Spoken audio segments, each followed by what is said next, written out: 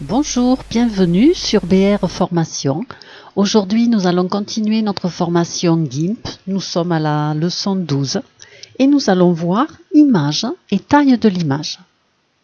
Pour cela, nous allons ouvrir une photo et nous allons faire image, taille de l'impression ou échelle et taille de l'image. Taille de l'impression. Je vais donner ici une taille que je vais mettre ici, je vais demander en centimètres. Donc c'est par exemple pour faire une photo en 15 cm sur 20. Donc je vais mettre ici 20 cm sur, voilà, lui me propose 13, donc 15 j'y tiens. Donc je mets la hauteur 15 et il va ajuster, voilà, 22,5. Et ici, j'ai la résolution. Donc là, je ne peux régler que ma taille d'impression, c'est-à-dire que je vais aller avec mon fichier chez l'imprimeur pour le faire imprimer en 15-22. Donc je fais valider. Donc ma photo là est maintenant en 15-22. Et donc je vais aller ensuite dans fichier, échelle et taille de l'image. Donc là, si je me mets en centimètres, je vois que j'ai bien 22 sur 15. Et la résolution 585, c'est beaucoup trop.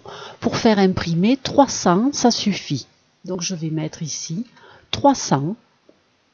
Et là, il va m'ajuster automatiquement 300. Donc pixels par pouce. Donc je suis ici en interpolation cubique. Et là, je fais mise à l'échelle. Donc ici, ma photo est prête à être imprimée.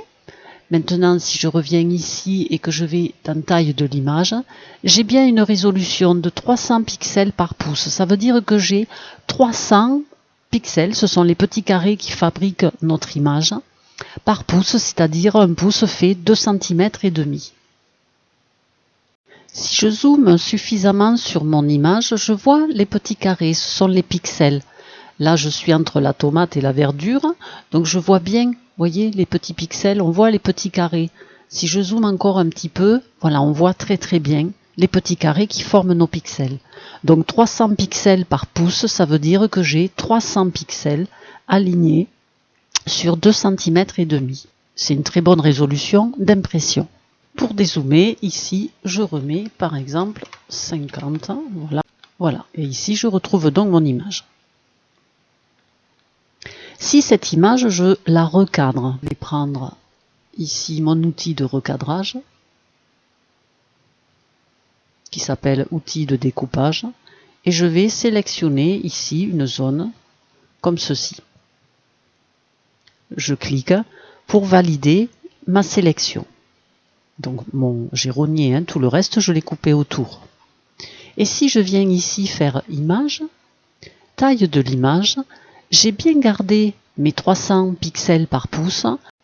Donc même travail, si cette image vous semble trop petite pour la faire imprimer, vous allez donc dans image, taille de l'image et vous donnez donc en centimètres et on va dire qu'on la veut sur 15. Je fais entrer et il ajuste automatiquement la hauteur. Donc la hauteur, je mets 15 puisqu'en fait je veux qu'elle fasse absolument 15. Voilà, et lui il met 15 et un peu plus pour celle qui est au-dessus. Par contre ici, ça m'a bougé ma résolution. Pixels par pouce. Je fais valider. Je viens ici dans mon image, échelle et taille de l'image. Je pourrais tout faire en passant par cette fenêtre.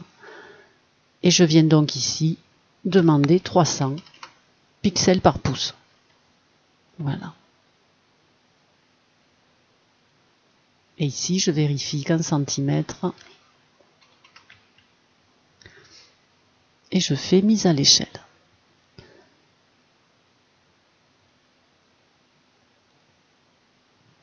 Voilà, donc lui il m'avertit que je vais avoir forcément le fait de rééchantillonner, c'est-à-dire j'agrandis mon image, donc l'ordinateur va calculer des points supplémentaires, puisqu'il va manquer des points, puisque j'agrandis mon image. Donc lui il va les inventer, les calculer, et ça va donner un léger flou à ma photo. Donc pour corriger ce flou, je peux très bien aller prendre un filtre, d'amélioration et demander un lissage pour éviter d'avoir du flou. Voilà, donc il va le calculer, il va lisser la photo. Pour imprimer, pour envoyer à imprimer ou à développer cette photo, je vais l'enregistrer.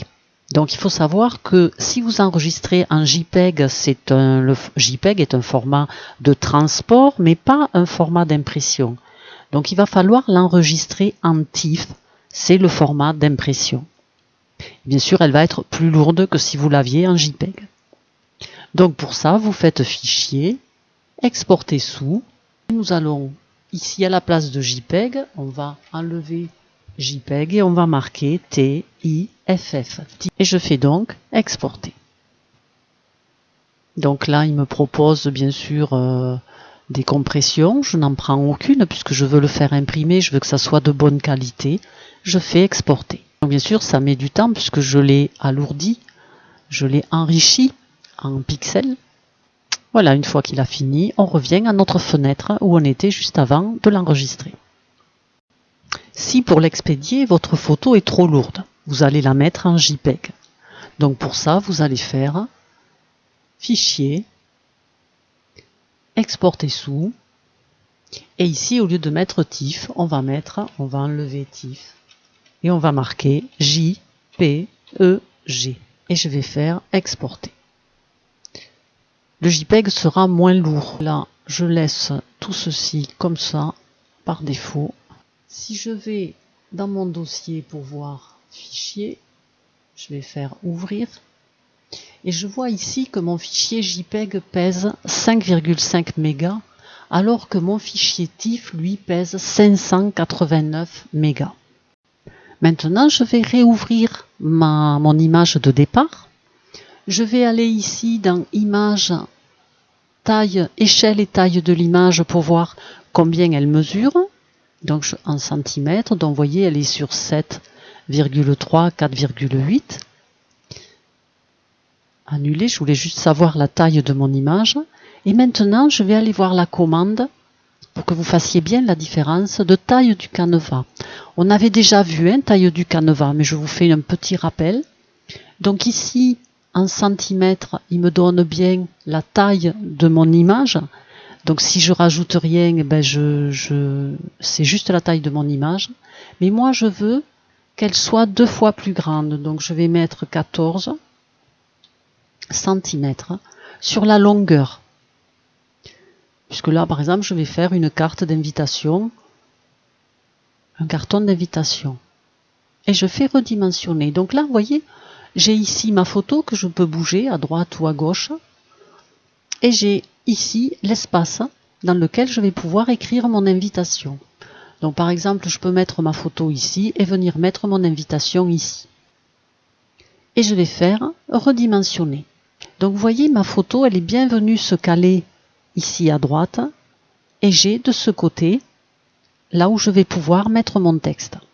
Donc maintenant, je vais prendre ici l'outil texte et je vais venir ici marquer mon texte. Donc si ici vous n'avez aucune police qui s'affiche, vous pouvez par exemple marquer Times, T-I-M-E. Voilà, il vous propose Times Roman. Voilà, ben nous on va prendre du Times Roman italique. Et donc ici, je double-clique dans cet espace et je saisis mon texte. Donc voilà, mon texte il est petit parce qu'ici je n'ai pas pris le soin de régler ma police. Donc je resélectionne mon texte et je vais marquer ici, je suis en millimètres, je vais marquer 3 mm par exemple. Voilà. Donc voilà mon texte de saisie. Donc je reviens ici, je resélectionne tout mon texte. Je reviens ici chercher ma couleur, donc j'étais dans les verts, prendre un vert un petit peu péchu comme ceci, et je vais faire valider. Voilà, donc mon texte maintenant est vert. Maintenant, si je veux modifier quelque chose, je clique sur cet outil, je double-clique pour que cette fenêtre vienne s'ouvrir. Donc je reviens ici sur mon texte, je resélectionne tout, et je vais demander par exemple que ça soit centré. Je peux demander des espacements de lignes plus importants. Voilà par exemple reprends mon outil de déplacement et je remets un petit peu comme ceci. Je peux revenir avec mon outil texte ici par exemple et je vais créer un espace de plus. Voilà. Et maintenant, je redemande ici que ça soit plus petit. Voilà, et donc ici j'ai mon invitation et ma photo à côté. Donc ça me fait un carton d'invitation. Et pour finir donc notre carte ici, nous allons ici fusionner ce calque. Donc on vient sur ce calque, on clique avec le côté droit de ma souris et on fait donc fusionner vers le bas. Donc là maintenant je n'ai plus qu'un seul calque avec ici mon invitation et ici la photo. Lorsque je vais l'imprimer sur du papier blanc ou sur du papier de couleur, j'aurai la couleur du papier ici dessous et ici mon image. Comme ici j'ai réglé mon arrière-plan en blanc et mon avant-plan en noir, si je fais ici avec le côté droit de ma souris aplatir l'image, j'ai mon arrière-plan blanc qui est venu se mettre ici. Voilà. Et donc là, mon carton d'invitation est prêt à être imprimé. Donc vous faites fichier, enregistrer sous, et vous le mettez soit en TIFF, soit en JPEG. Donc pour l'enregistrer, je fais fichier, exporter sous, je vais le laisser en JPEG, je vais l'appeler non pas image mais invitation.